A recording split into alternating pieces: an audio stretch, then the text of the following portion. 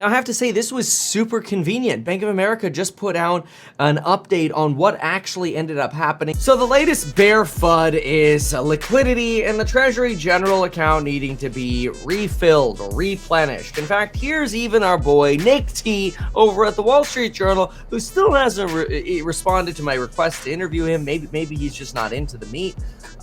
Kevin. But anyway, so the Treasury Department provided a little more detail Wednesday on how it plans to refill the Treasury General Account carefully following the latest debt limit solution or resolution. The Treasury now expects that its cash balance will be about $425 billion by the end of June.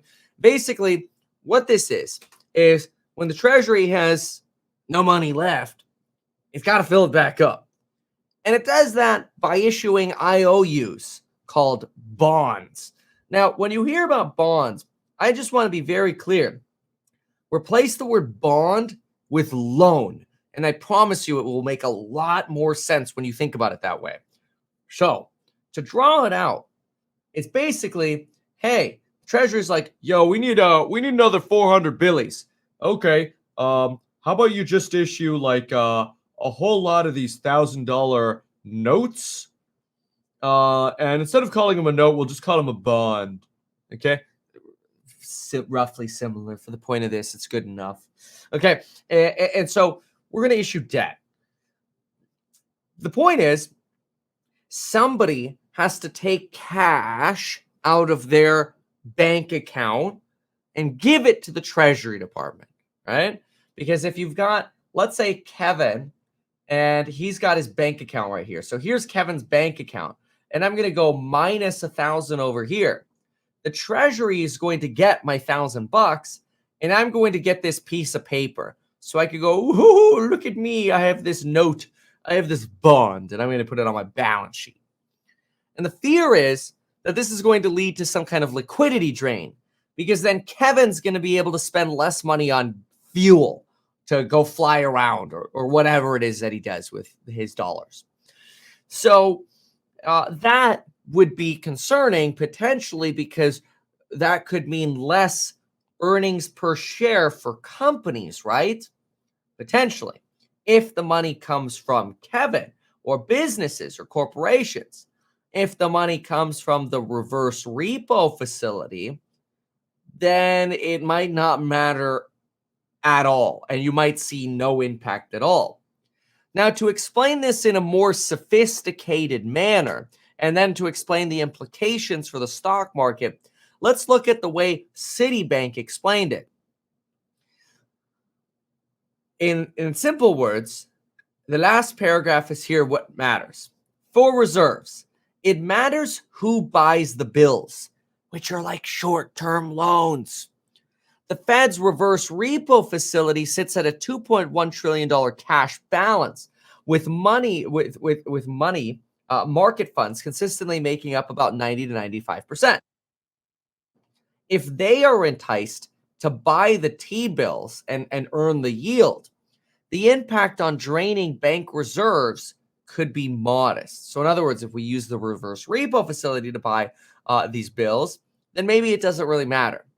However, if corporations step in, or small businesses, or overseas buyers, or whatever, then that's potentially less money that's going to end up going into the stock market. And that could create a headwind for equities, as Citibank suggests here. Now, one complication here, which actually feeds into the bear narrative, is that, but Kevin, if you're earning 5% on the reverse repo and you're getting paid out on this every single night, 1/360th, because the banking calendar is 1/360th of the year. So you're making 1/360th of 5% every single night. And you basically have, pure liquidity here in the reverse repo facility. Why would you bother putting money into like a 6-month Treasury bill? Well, the reason you'd want to put money into a 6-month Treasury bill is because, surprise, surprise, you get paid a premium. Well, what is that premium? Well, right now, it's about 44 basis points. In other words, it actually makes sense to move money from the reverse repo facility to the 6-month bills because you're going to make more money.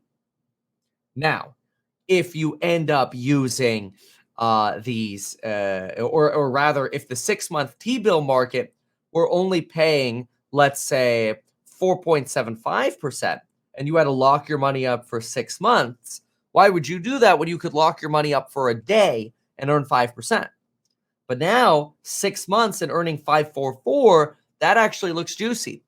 So in other words, I don't know that it's really a big deal that the Treasury General Account needs to be refilled up, because there's plenty of incentive, in my opinion, for picking up these 6-month T-bills and maybe moving out of reverse repos.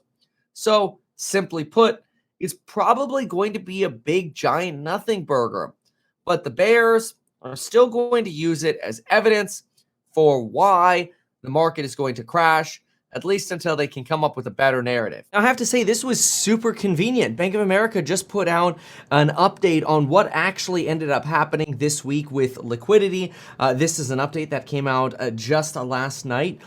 And here's what they told us. The Federal Reserve's balance sheet rose by $3.6 billion. And we had some small tick-ups in the bank term funding program. A lot of people call this buy the Fed pivot, which who knows, maybe it's like a secret signal they're sending us. But anyway, total lending increased a little bit, 3.7 billies. But take a look at this. Treasury General Account to begin rebound. Oh my lordies. Overnight reverse repo facility drops. So what I recorded yesterday, actually 2 days ago, was true about liquidity expectations. That everybody, and I've been saying this for weeks, but this previous clip that you just saw, we talked about a couple days ago, and I'm reiterating it here to show that, hey, look, that's what we thought would happen with the liquidity. We would see, hey, there's plenty of money to be made by these treasury bills yielding 5.4 or 4% or whatever, and the reverse repo facility will likely drop. And that's actually exactly what ended up happening. As you can see here, the Treasury General Account went from 29 billion to 77.5, which is almost a $50 billion increase. So just consider that for a moment. About a $60 billion increase. What happened with reverse repos? Well, reverse repo arrangements dropped by 107 billion. So you are seeing that money move out of reverse repos and helping with these liquidity fears and challenges that people FUD about. So anyway, here's our answer, and it's as expected, which is good news because, again, we're looking for bearish arguments, and once again, this is not. Now, I want you to know this: when it comes to AI, time is what's going to make you money, and if you can prove that value to an employer, you'll always be able to be employed. So this is another way of making sure that you don't get replaced